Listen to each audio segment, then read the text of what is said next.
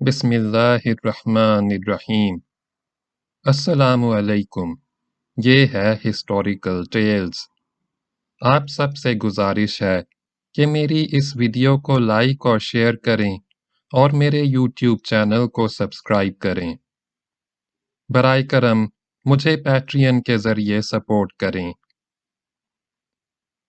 الرحیق المختوم، مصنف صفی الرحمن مبارک پوری، آواز عدنان کندی۔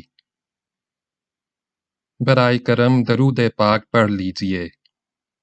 اللہم صلی علی محمد وعلی آل محمد کما صلیت علی ابراہیم وعلی آل ابراہیم انک حمید مجید۔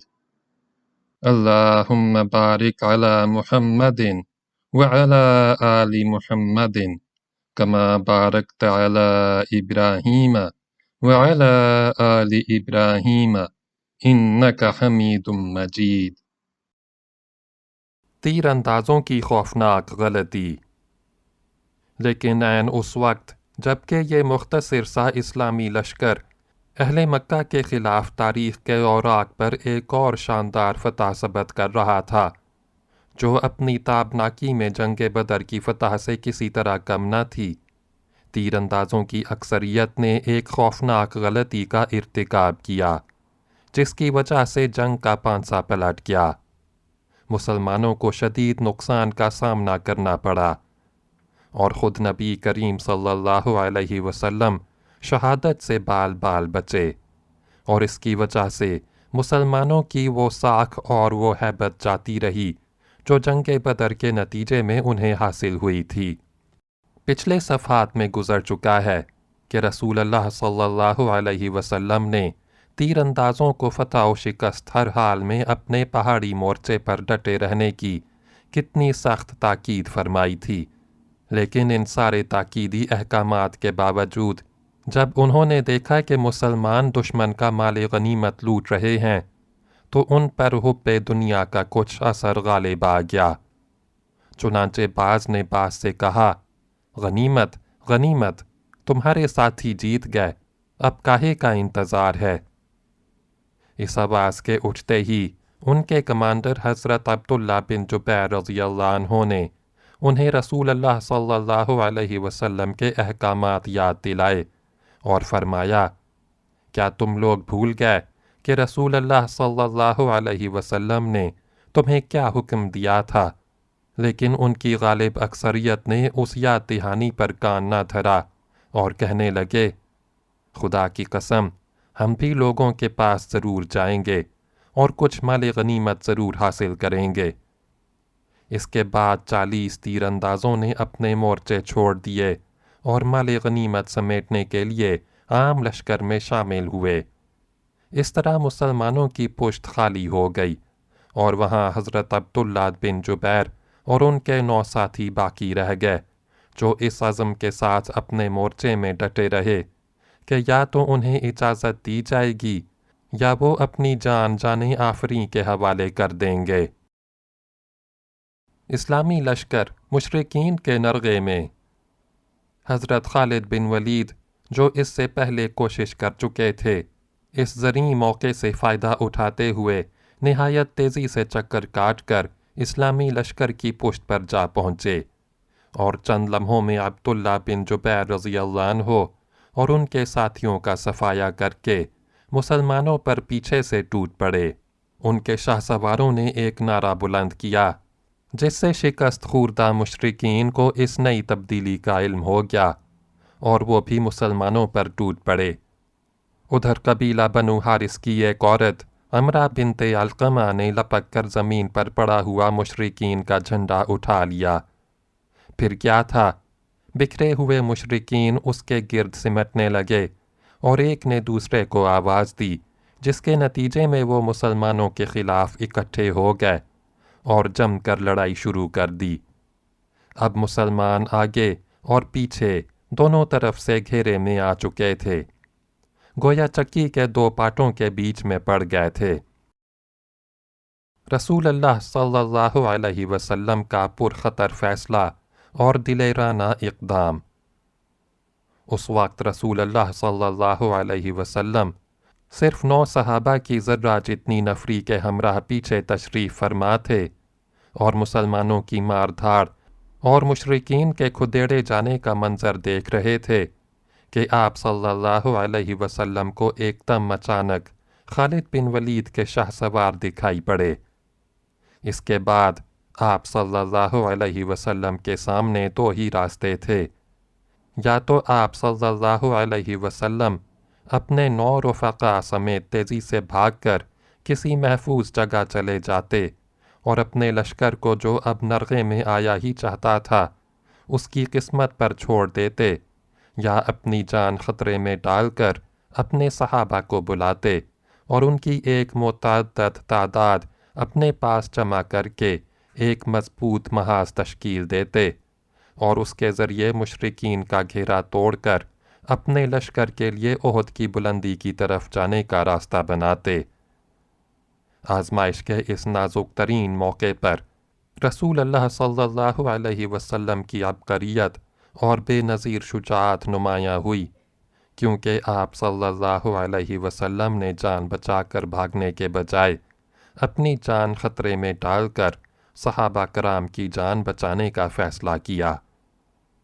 چنانچہ آپ صلی اللہ علیہ وسلم نے خالد بن ولید کے شاہ سواروں کو دیکھتے ہی نہایت بلند آواز سے صحابہ کرام کو پکارا، اللہ کے بندو ادھر!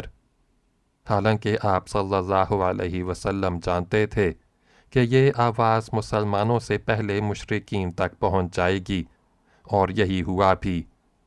چنانچہ یہ آواز سن کر مشرکین کو معلوم ہو گیا کہ آپ صلی اللہ علیہ وسلم یہیں موجود ہیں، لہٰذا ان کا ایک دستہ مسلمانوں سے پہلے آپ صلی اللہ علیہ وسلم کے پاس پہنچ گیا، اور باقی شاہ سواروں نے تیزی کے ساتھ مسلمانوں کو گھیرنا شروع کر دیا۔ اب ہم دونوں محاذوں کی تفصیلات الگ الگ ذکر کر رہے ہیں۔ مسلمانوں میں انتشار۔ جب مسلمان نرغے میں آ گئے تو ایک گروہ تو ہوش کھو بیٹھا، اسے صرف اپنی جان کی پڑی تھی، چنانچہ اس نے میدان جنگ چھوڑ کر فرار کی راہ اختیار کی۔ اسے کچھ خبر نہ تھی کہ پیچھے کیا ہو رہا ہے۔ ان میں سے کچھ تو بھاگ کر مدینے میں جا گھسے اور کچھ پہاڑ کے اوپر چڑھ گئے۔ ایک اور گروہ پیچھے کی طرف پلٹا تو مشرکین کے ساتھ مخلوط ہو گیا۔ دونوں لشکر گڈمڈ ہو گئے اور ایک کو دوسرے کا پتہ نہ چل سکا۔ اس کے نتیجے میں خود مسلمانوں کے ہاتھوں بعض مسلمان مار ڈالے گئے، چنانچہ صحیح بخاری میں حضرت عائشہ رضی اللہ عنہا سے مروی ہے کہ احد کے روز پہلے مشرکین کو شکست فاش ہوئی، اس کے بعد ابلیس نے آواز لگائی کہ اللہ کے بندو پیچھے، اس پر اگلی صف پلٹی اور پچھلی صف سے گتھ گئی۔ حذیفہ رضی اللہ عنہ نے دیکھا کہ ان کے والد یمان رضی اللہ عنہ پر حملہ ہو رہا ہے۔ وہ بولے، اللہ کے بندو میرے والد ہیں، لیکن خدا کی قسم لوگوں نے ان سے ہاتھ نہ روکا، یہاں تک کہ انہیں مار ہی ڈالا۔ حذیفہ رضی اللہ عنہ نے کہا، اللہ آپ لوگوں کی مغفرت کرے۔ حضرت عروہ کا بیان ہے کہ بخدا حضرت حذیفہ رضی اللہ عنہ میں ہمیشہ خیر کا بقیہ رہا، یہاں تک کہ وہ اللہ سے جا ملے۔ غرض اس گروہ کی صفوں میں سخت انتشار اور بد نظمی پیدا ہو گئی تھی۔ بہت سے لوگ حیران و سرگرداں تھے، ان کی سمجھ میں نہیں آ رہا تھا کہ کدھر جائیں۔ اسی دوران ایک پکارنے والے کی پکار سنائی پڑی کہ محمد صلی اللہ علیہ وسلم قتل کر دیے گئے ہیں۔ اس سے رہا سہا ہوش بھی جاتا رہا۔ اکثر لوگوں کے حوصلے ٹوٹ گئے، بعض نے لڑائی سے ہاتھ روک لیا اور درماندہ ہو کر ہتھیار پھینک دیے۔ کچھ اور لوگوں نے سوچا کہ رأس المنافقین عبداللہ بن ابی سے مل کر کہا جائے کہ وہ ابو سفیان سے ان کے لیے امان طلب کرے۔ چند لمحے بعد ان لوگوں کے پاس سے حضرت انس بن النضر رضی اللہ عنہ کا گزر ہوا۔ دیکھا کہ ہاتھ پر ہاتھ دھرے پڑے ہیں۔ پوچھا کاہے کا انتظار ہے؟ جواب دیا کہ رسول اللہ صلی اللہ علیہ وسلم قتل کر دیے گئے۔ حضرت انس رضی اللہ عنہ بن نضر نے کہا تو اب آپ صلی اللہ علیہ وسلم کے بعد تم لوگ زندہ رہ کر کیا کرو گے؟ اٹھو اور جس چیز پر رسول اللہ صلی اللہ علیہ وسلم نے جان دی اسی پر تم بھی جان دے دو۔ اس کے بعد کہا اے اللہ، ان لوگوں نے یعنی مسلمانوں نے جو کچھ کیا ہے اس پر میں تیرے حضور معذرت کرتا ہوں، اور ان لوگوں نے یعنی مشرکین نے جو کچھ کیا ہے اس سے برات اختیار کرتا ہوں۔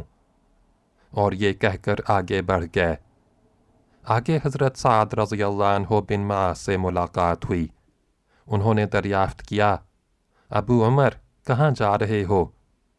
حضرت انس رضی اللہ عنہ نے جواب دیا آہا، جنت کی خوشبو کا کیا کہنا، اے سعد میں اسے احد کے پرے محسوس کر رہا ہوں۔ اس کے بعد اور آگے بڑھے اور مشرکین سے لڑتے ہوئے شہید ہو گئے۔ خاتمہ جنگ کے بعد انہیں پہچانا نہ جا سکا، حتیٰ کہ ان کی بہن نے انہیں محض انگلیوں کے پور سے پہچانا۔ ان کے نیزے، تلوار اور تیر کے 80 سے زیادہ زخم آئے تھے۔ اسی طرح ثابت بن تحتہ رضی اللہ عنہ نے اپنی قوم کو پکار کر کہا اگر محمد صلی اللہ علیہ وسلم قتل کر دیے گئے ہیں تو اللہ تو زندہ ہے، وہ تو نہیں مر سکتا۔ تم اپنے دین کے لیے لڑو، اللہ تمہیں فتح و مدد دے گا۔ اس پر انصار کی ایک جماعت اٹھ پڑی اور حضرت ثابت رضی اللہ عنہ نے ان کی مدد سے خالد کے رسالے پر حملہ کر دیا اور لڑتے لڑتے حضرت خالد کے ہاتھوں نیزے سے شہید ہو گئے۔ انہی کی طرح ان کے رفقا نے بھی لڑتے لڑتے جام شہادت نوش کیا۔ ایک مہاجر صحابی ایک انصاری صحابی کے پاس سے گزرے جو خون میں لت پت تھے۔ مہاجر نے کہا بھائی فلاں، آپ کو معلوم ہو چکا ہے کہ محمد صلی اللہ علیہ وسلم قتل کر دیے گئے۔ انصاری نے کہا اگر محمد صلی اللہ علیہ وسلم قتل کر دیے گئے تو وہ اللہ کا دین پہنچا چکے ہیں، اب تمہارا کام ہے کہ اس دین کی حفاظت کے لیے لڑو۔ اس طرح کی حوصلہ افزا اور ولولہ انگیز باتوں سے اسلامی فوج کے حوصلے بحال ہو گئے اور ان کے ہوش و حواس اپنی جگہ آ گئے۔ چنانچہ اب انہوں نے ہتھیار ڈالنے یا ابن ابی سے مل کر طلب امان کی بات سوچنے کے بجائے ہتھیار اٹھا لیے اور مشرکین کے تند سیلاب سے ٹکرا کر ان کا گھیرا توڑنے اور مرکز قیادت تک راستہ بنانے کی کوشش میں مصروف ہو گئے۔ اسی دوران یہ بھی معلوم ہو گیا کہ رسول اللہ صلی اللہ علیہ وسلم کے قتل کی خبر محض جھوٹ اور گھڑنت ہے۔ اس سے ان کی قوت اور بڑھ گئی اور ان کے حوصلوں اور ولولوں میں تازگی آ گئی۔ چنانچہ وہ ایک سخت اور خون ریز جنگ کے بعد گھیرا توڑ کر نرغے سے نکلنے اور ایک مضبوط مرکز کے گرد جمع ہونے میں کامیاب ہو گئے۔ اسلامی لشکر کا ایک تیسرا گروہ وہ تھا جسے صرف رسول اللہ صلی اللہ علیہ وسلم کی فکر تھی۔ یہ گروہ گھیراؤ کی کارروائی کا علم ہوتے ہی رسول اللہ صلی اللہ علیہ وسلم کی طرف پلٹا۔ ان میں سر فہرست ابو بکر صدیق رضی اللہ عنہ، عمر بن الخطاب رضی اللہ عنہ اور علی بن ابی طالب رضی اللہ عنہ وغیرہم رضی اللہ عنہم تھے۔ یہ لوگ مقاتلین کی صف اول میں بھی سب سے آگے تھے، لیکن جب نبی صلی اللہ علیہ وسلم کی ذات گرامی کے لیے خطرہ پیدا ہوا تو آپ صلی اللہ علیہ وسلم کی حفاظت اور دفاع کرنے والوں میں بھی سب سے آگے آگے آ گئے۔ رسول اللہ صلی اللہ علیہ وسلم کے گرد خون ریز معرکہ۔ عین اسی وقت جبکہ اسلامی لشکر نرغے میں آ کر مشرکین کی چکی کے دو پاٹوں کے درمیان پس رہا تھا، رسول اللہ صلی اللہ علیہ وسلم کے گردا گرد بھی خون ریز معرکہ آرائی جاری تھی۔ ہم بتا چکے ہیں کہ مشرکین نے گھیراؤ کی کارروائی شروع کی تو رسول اللہ صلی اللہ علیہ وسلم کے ہمراہ محض 9 آدمی تھے، اور جب آپ صلی اللہ علیہ وسلم نے مسلمانوں کو یہ کہہ کر پکارا کہ میری طرف آؤ، میں اللہ کا رسول ہوں، تو آپ صلی اللہ علیہ وسلم کی آواز مشرکین نے سن لی اور آپ صلی اللہ علیہ وسلم کو پہچان لیا، کیونکہ اس وقت وہ مسلمانوں سے بھی زیادہ آپ صلی اللہ علیہ وسلم کے قریب تھے۔ چنانچہ انہوں نے جھپٹ کر آپ صلی اللہ علیہ وسلم پر حملہ کر دیا اور کسی مسلمان کی آمد سے پہلے پہلے اپنا پورا بوجھ ڈال دیا۔ اس فوری حملے کے نتیجے میں ان مشرکین اور وہاں پر موجود 9 صحابہ کے درمیان نہایت سخت معرکہ آرائی شروع ہو گئی، جس میں محبت و جان سپاری اور شجاعت و جان بازی کے بڑے بڑے نادر واقعات پیش آئے۔ صحیح مسلم میں حضرت انس رضی اللہ عنہ سے روایت ہے کہ احد کے روز رسول اللہ صلی اللہ علیہ وسلم 7 انصار اور 2 قریشی صحابہ کے ہمراہ الگ تھلگ رہ گئے تھے۔ جب حملہ آور آپ صلی اللہ علیہ وسلم کے بالکل قریب پہنچ گئے تو آپ صلی اللہ علیہ وسلم نے فرمایا، کون ہے جو انہیں ہم سے دفع کرے اور اس کے لیے جنت ہے، یا یہ فرمایا کہ وہ جنت میں میرا رفیق ہوگا۔ اس کے بعد ایک انصاری صحابی آگے بڑھے اور لڑتے لڑتے شہید ہو گئے۔ اس کے بعد پھر مشرکین آپ صلی اللہ علیہ وسلم کے بالکل قریب آ گئے اور پھر یہی ہوا۔ اس طرح باری باری 7 انصاری صحابی شہید ہو گئے۔ اس پر رسول اللہ صلی اللہ علیہ وسلم نے اپنے 2 باقی ماندہ ساتھیوں یعنی قریشیوں سے فرمایا، ہم نے اپنے ساتھیوں سے انصاف نہیں کیا۔ ان 7 میں سے آخری صحابی حضرت عمارہ رضی اللہ عنہ بن یزید بن السکن تھے۔ وہ لڑتے رہے یہاں تک کہ زخموں سے چور ہو کر گر پڑے۔ ابن السکن رضی اللہ عنہ کے گرنے کے بعد رسول اللہ صلی اللہ علیہ وسلم کے ہمراہ صرف 2 قریشی صحابی رہ گئے تھے۔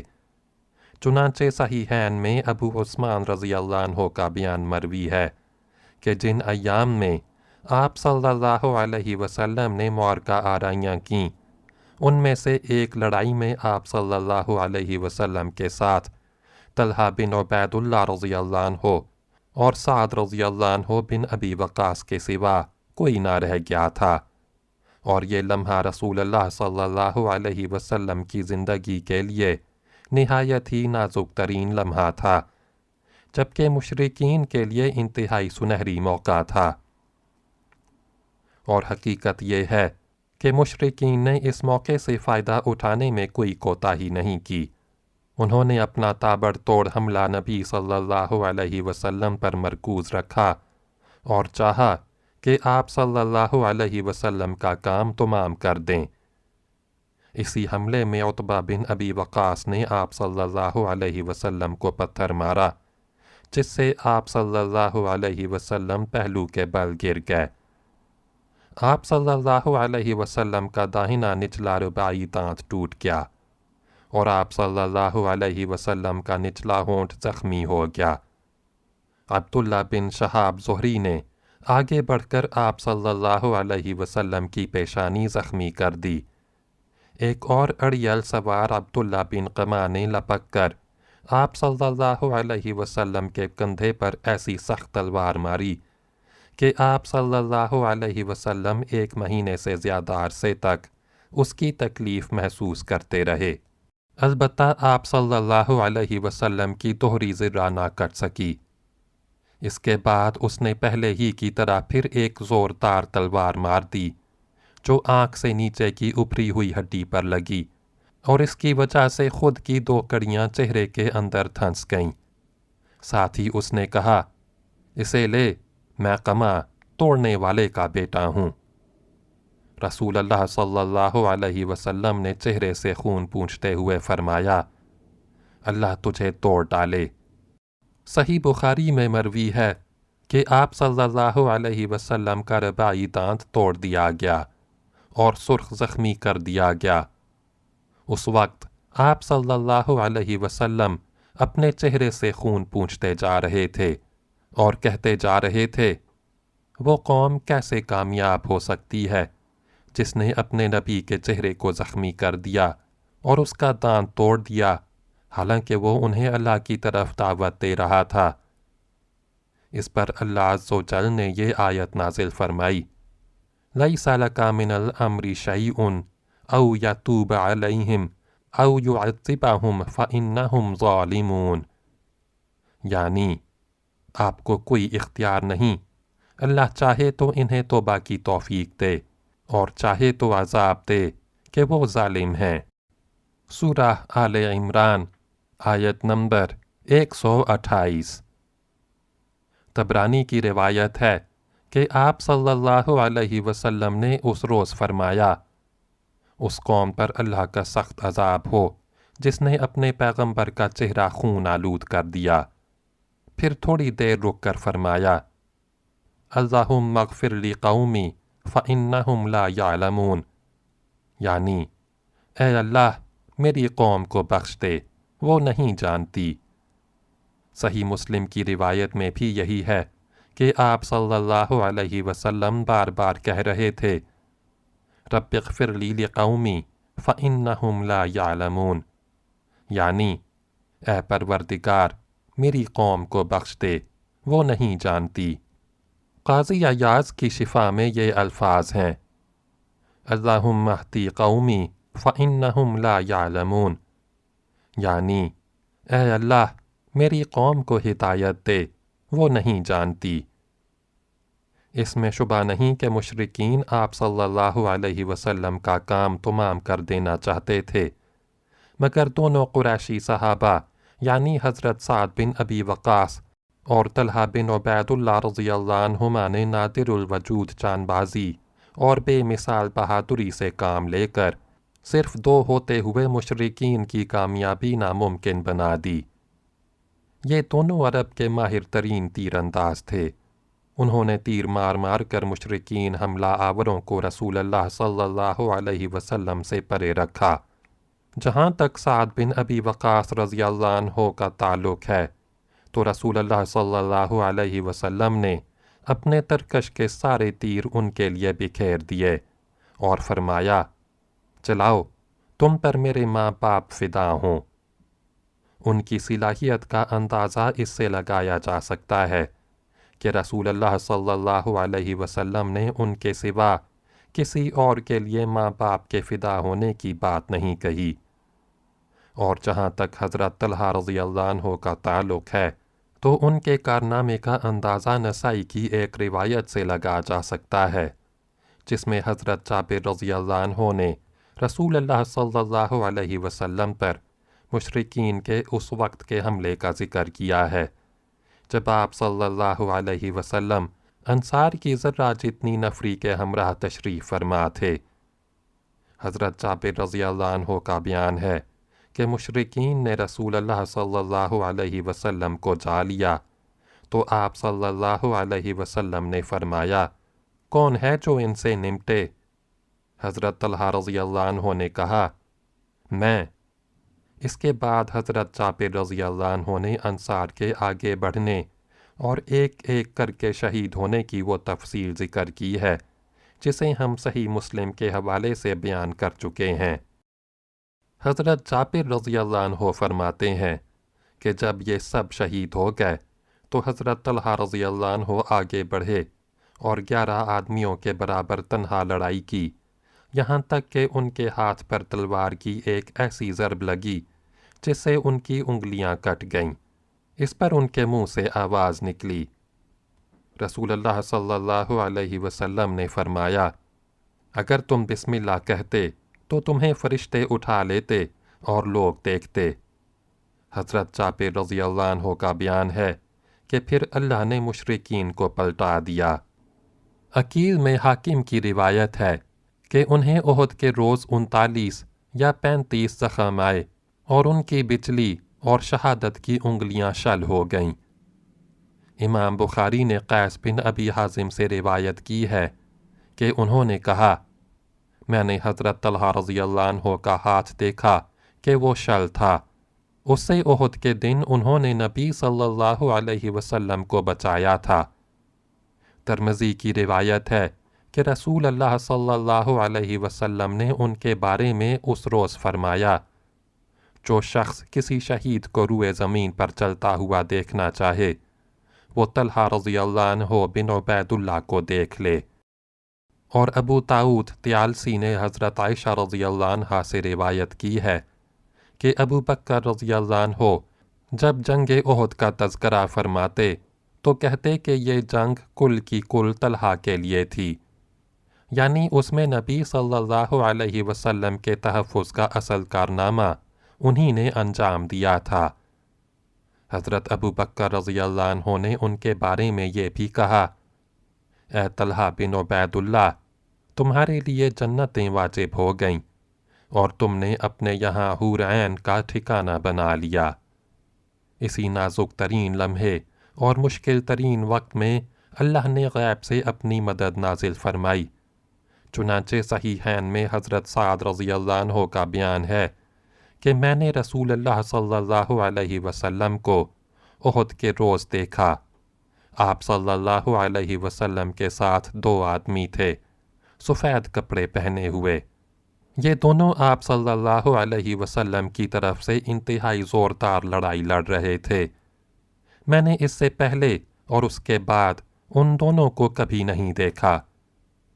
ایک اور روایت میں ہے کہ یہ دونوں حضرت جبرائیل علیہ السلام اور حضرت میکائیل علیہ السلام تھے۔ رسول اللہ صلی اللہ علیہ وسلم کے پاس صحابہ کے اکٹھا ہونے کی ابتدا۔ یہ سارا حادثہ چند لمحات کے اندر اندر بالکل اچانک اور نہایت تیز رفتاری سے پیش آ گیا، ورنہ نبی صلی اللہ علیہ وسلم کے منتخب صحابہ کرام جو لڑائی کے دوران صف اول میں تھے، جنگ کی صورتحال بدلتے ہی یا نبی صلی اللہ علیہ وسلم کی آواز سنتے ہی آپ صلی اللہ علیہ وسلم کی طرف بے تحاشا دوڑ کر آئے کہ کہیں آپ صلی اللہ علیہ وسلم کو کوئی ناگوار حادثہ پیش نہ آ جائے۔ مگر یہ لوگ پہنچے تو رسول اللہ صلی اللہ علیہ وسلم زخمی ہو چکے تھے، 6 انصاری شہید ہو چکے تھے، 7ویں زخمی ہو کر گر چکے تھے، اور حضرت سعد رضی اللہ عنہ اور حضرت طلحہ رضی اللہ عنہ جان توڑ کر مدافعت کر رہے تھے۔ ان لوگوں نے پہنچتے ہی اپنے جسموں اور ہتھیاروں سے نبی صلی اللہ علیہ وسلم کے گرد ایک باڑ تیار کر دی اور دشمن کے تابڑ توڑ حملے روکنے میں انتہائی بہادری سے کام لیا۔ لڑائی کی صف سے آپ صلی اللہ علیہ وسلم کے پاس پلٹ کر آنے والے سب سے پہلے صحابی آپ صلی اللہ علیہ وسلم کے یار غار حضرت ابو بکر صدیق رضی اللہ عنہ تھے۔ ابن حبان نے اپنی صحیح میں حضرت عائشہ رضی اللہ عنہا سے روایت کی ہے کہ ابو بکر رضی اللہ عنہ نے فرمایا، احد کے دن سارے لوگ نبی صلی اللہ علیہ وسلم سے پلٹ گئے تھے، یعنی محافظین کے سوا تمام صحابہ آپ صلی اللہ علیہ وسلم کو آپ کی قیام گاہ میں چھوڑ کر لڑائی کے لیے اگلی صفوں میں چلے گئے تھے۔ پھر گھیراؤ کے حادثے کے بعد میں پہلا شخص تھا جو نبی صلی اللہ علیہ وسلم کے پاس پلٹ کر آیا۔ دیکھا تو آپ صلی اللہ علیہ وسلم کے سامنے ایک آدمی تھا جو آپ صلی اللہ علیہ وسلم کی طرف سے لڑ رہا تھا اور آپ صلی اللہ علیہ وسلم کو بچا رہا تھا۔ میں نے جی ہی جی میں کہا، تم طلحہ ہو، تم پر میرے ماں باپ فدا ہوں، تم طلحہ ہو، تم پر میرے ماں باپ فدا ہوں۔ اتنے میں ابو عبیدہ بن جراح میرے پاس آ گئے۔ وہ اس طرح دوڑ رہے تھے گویا چڑیا اڑ رہی ہے، یہاں تک کہ مجھ سے آ ملے۔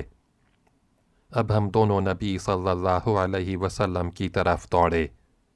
دیکھا تو آپ صلی اللہ علیہ وسلم کے آگے طلحہ بچھے پڑے ہیں۔ آپ صلی اللہ علیہ وسلم نے فرمایا، اپنے بھائی کو سنبھالو، اس نے جنت واجب کر لی۔ حضرت ابو بکر رضی اللہ عنہ کا بیان ہے کہ ہم پہنچے تو نبی صلی اللہ علیہ وسلم کا چہرہ مبارک زخمی ہو چکا تھا اور خود کی 2 کڑیاں آنکھ کے نیچے رخسار میں دھنس چکی تھیں۔ میں نے انہیں نکالنا چاہا تو ابو عبیدہ نے کہا، خدا کا واسطہ دیتا ہوں، مجھے نکالنے دیجئے۔ اس کے بعد انہوں نے منہ سے ایک کڑی پکڑی اور آہستہ آہستہ نکالنی شروع کی تاکہ رسول اللہ صلی اللہ علیہ وسلم کو اذیت نہ پہنچے، اور بالآخر ایک کڑی اپنے منہ سے کھینچ کر نکال دی، لیکن اس کوشش میں ان کا ایک نچلا دانت گر گیا۔ اب دوسری میں نے کھینچنی چاہی تو ابو عبیدہ نے پھر کہا، ابو بکر، خدا کا واسطہ دیتا ہوں، مجھے کھینچنے دیجئے۔ اس کے بعد دوسری بھی آہستہ آہستہ کھینچی، لیکن ان کا دوسرا نچلا دانت بھی گر گیا۔ پھر رسول اللہ صلی اللہ علیہ وسلم نے فرمایا، اپنے بھائی طلحہ کو سنبھالو، اس نے جنت واجب کر لی۔ حضرت ابو بکر صدیق رضی اللہ عنہ کہتے ہیں کہ اب ہم طلحہ کی طرف متوجہ ہوئے اور انہیں سنبھالا۔ ان کو 10 سے زیادہ زخم آ چکے تھے۔ اس سے بھی اندازہ ہوتا ہے کہ حضرت طلحہ رضی اللہ عنہ نے اس دن دفاع و قتل میں کیسی جان بازی اور بے جگری سے کام لیا تھا۔ پھر انہی نازک ترین لمحات کے دوران رسول اللہ صلی اللہ علیہ وسلم کے گرد جان باز صحابہ کی ایک جماعت بھی آن پہنچی، جن کے نام یہ ہیں: ابو دجانہ، مصعب بن عمیر، علی بن ابی طالب، سہل بن حنیف، مالک بن سنان، ابو سعید خدری کے والد عمارہ نصیبہ بنت کعب مازنیہ، قتادہ بن نعمان، عمر بن الخطاب، حاتم بن ابی بلتعہ اور ابو طلحہ رضی اللہ عنہم اجمعین۔ مشرکین کے دباؤ میں اضافہ۔ ادھر مشرکین کی تعداد بھی لمحہ بلمحہ بڑھتی جا رہی تھی، جس کے نتیجے میں ان کے حملے سخت ہوتے جا رہے تھے اور ان کا دباؤ بڑھتا جا رہا تھا، یہاں تک کہ رسول اللہ صلی اللہ علیہ وسلم ان چند گڑھوں میں سے ایک گڑھے میں جا گرے جنہیں ابو عامر فاسق نے اسی قسم کی شرارت کے لیے کھود رکھا تھا، اور اس کے نتیجے میں آپ صلی اللہ علیہ وسلم کا گھٹنا موچ کھا گیا۔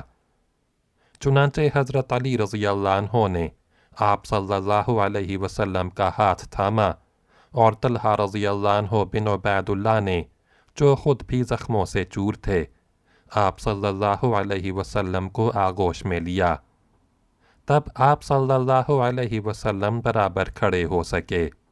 نافع رضی اللہ عنہ بن جبیر کہتے ہیں، میں نے ایک مہاجر صحابی کو سنا، فرما رہے تھے، میں جنگ احد میں حاضر تھا، میں نے دیکھا کہ ہر جانب سے رسول اللہ صلی اللہ علیہ وسلم پر تیر برس رہے ہیں، اور آپ صلی اللہ علیہ وسلم تیروں کے بیچ میں ہیں، لیکن سارے تیر آپ صلی اللہ علیہ وسلم سے پھیر دیے جاتے ہیں، یعنی آگے گھیرا ڈالے ہوئے صحابہ انہیں روک لیتے ہیں۔ اور میں نے دیکھا کہ عبداللہ بن شہاب زہری کہہ رہا تھا، مجھے بتاؤ محمد کہاں ہے؟ اب یا تو میں رہوں گا یا وہ رہے گا۔ حالانکہ رسول اللہ صلی اللہ علیہ وسلم اس کے قریب تھے، آپ صلی اللہ علیہ وسلم کے ساتھ کوئی بھی نہ تھا۔ پھر وہ آپ صلی اللہ علیہ وسلم سے آگے نکل گیا۔ اس پر صفوان نے اسے ملامت کی۔ جواب میں اس نے کہا، واللہ میں نے اسے دیکھا ہی نہیں، خدا کی قسم وہ ہم سے محفوظ کر دیا گیا ہے۔ اس کے بعد ہم 4 آدمی یہ عہد و پیمان کر کے نکلے کہ انہیں قتل کر دیں گے، لیکن ان تک پہنچ نہ سکے۔ نادرہ روزگار جان بازی۔ بہرحال اس موقع پر مسلمانوں نے ایسی بے مثال جان بازی اور تابناک قربانیوں کا مظاہرہ کیا جس کی نظیر تاریخ میں نہیں ملتی۔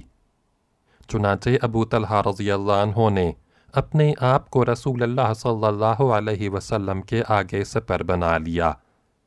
وہ اپنا سینہ سامنے کر دیا کرتے تھے تاکہ آپ صلی اللہ علیہ وسلم کو دشمن کے تیروں سے محفوظ رکھ سکیں۔ حضرت انس رضی اللہ عنہ کا بیان ہے کہ احد کے روز لوگ یعنی عام مسلمان شکست کھا کر رسول اللہ صلی اللہ علیہ وسلم کے پاس آنے کے بجائے ادھر ادھر بھاگ گئے، اور ابو طلحہ رضی اللہ عنہ آپ صلی اللہ علیہ وسلم کے آگے اپنی ایک ڈھال لے کر سپر بن گئے۔ وہ ماہر تیر انداز تھے، بہت کھینچ کر تیر چلاتے تھے، چنانچہ اس دن 2 یا 3 کمانیں توڑ ڈالیں۔ نبی صلی اللہ علیہ وسلم کے پاس سے کوئی آدمی تیروں کا ترکش لیے گزرتا تو آپ صلی اللہ علیہ وسلم فرماتے کہ انہیں ابو طلحہ کے لیے بکھیر دو، اور نبی صلی اللہ علیہ وسلم قوم کی طرف سر اٹھا کر دیکھتے تو ابو طلحہ کہتے، میرے ماں باپ آپ پر قربان۔ آپ صلی اللہ علیہ وسلم سر اٹھا کر نہ جھانکیں، آپ کو قوم کا کوئی تیر نہ لگ جائے، میرا سینہ آپ کے سینے کے آگے ہے۔ حضرت انس رضی اللہ عنہ سے یہ بھی مروی ہے کہ حضرت ابو طلحہ رضی اللہ عنہ اپنا اور نبی صلی اللہ علیہ وسلم کا ایک ہی ڈھال سے بچاؤ کر رہے تھے، اور ابو طلحہ رضی اللہ عنہ بہت اچھے تیر انداز تھے۔ جب وہ تیر چلاتے تو نبی صلی اللہ علیہ وسلم گردن اٹھا کر دیکھتے کہ ان کا تیر کہاں گرا۔ حضرت ابو دجانہ رضی اللہ عنہ نبی صلی اللہ علیہ وسلم کے آگے کھڑے ہو گئے اور اپنی پیٹھ کو آپ صلی اللہ علیہ وسلم کے لیے ڈھال بنا دیا۔ ان پر تیر پڑ رہے تھے لیکن وہ ہلتے نہ تھے۔ حضرت حاتب رضی اللہ عنہ بن ابی بلتع نے عتبہ بن ابی وقاص کا پیچھا کیا، جس نے نبی صلی اللہ علیہ وسلم کا دندان مبارک شہید کیا تھا، اور اسے اس زور کی تلوار ماری کہ اس کا سر چھٹک گیا، پھر اس کے گھوڑے اور تلوار پر قبضہ کر لیا۔ حضرت سعد رضی اللہ عنہ بن ابی وقاص بہت زیادہ خواہاں تھے کہ اپنے اس بھائی یعنی عتبہ کو قتل کریں، مگر وہ کامیاب نہ ہو سکے، بلکہ یہ سعادت حضرت حاتب رضی اللہ عنہ کی قسمت میں تھی۔ حضرت سہل رضی اللہ عنہ بن حنیف بھی بڑے جان باز تیر انداز تھے۔ انہوں نے رسول اللہ صلی اللہ علیہ وسلم سے موت پر بیعت کی اور اس کے بعد مشرکین کو نہایت زور و شور سے دفع کیا۔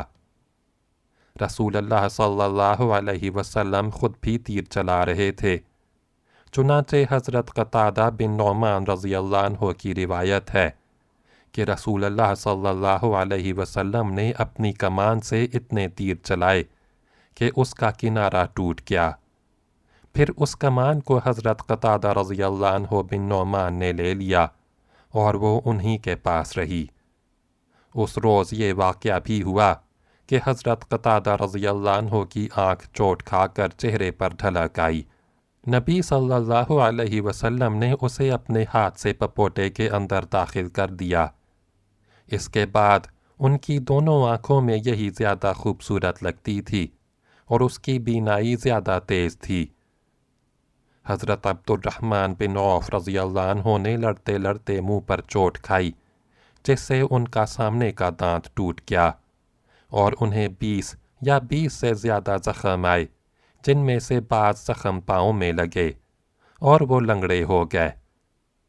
ابو سعید خدری رضی اللہ عنہ کے والد مالک بن سنان رضی اللہ عنہ نے رسول اللہ صلی اللہ علیہ وسلم کے چہرے سے خون چوس کر صاف کیا۔ آپ صلی اللہ علیہ وسلم نے فرمایا، اسے تھوک دو۔ انہوں نے کہا، واللہ اسے تو میں ہرگز نہ تھوکوں گا۔ اس کے بعد پلٹ کر لڑنے لگے۔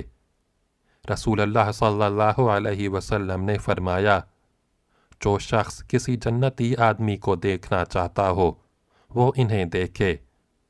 اس کے بعد وہ لڑتے لڑتے شہید ہو گئے۔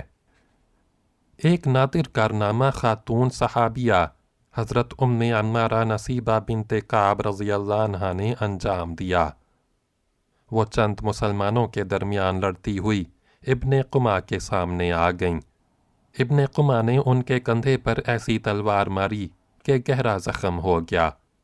انہوں نے بھی ابن قمہ کو اپنی تلوار کی کئی ضربیں لگائیں، لیکن کمبخت 2 زرہیں پہنے ہوئے تھا، اس لیے بچ گیا۔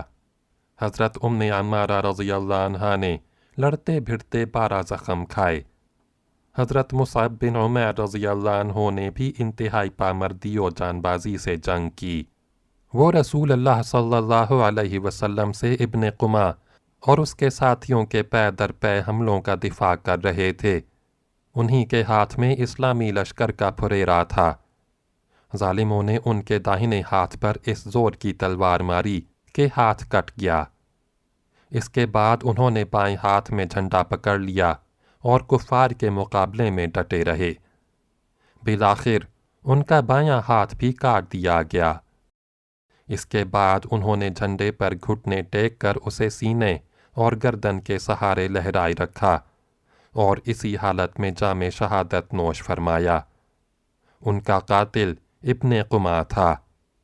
وہ سمجھ رہا تھا کہ یہ محمد صلی اللہ علیہ وسلم ہیں، کیونکہ حضرت مصعب رضی اللہ عنہ بن عمیر آپ صلی اللہ علیہ وسلم کے ہم شکل تھے۔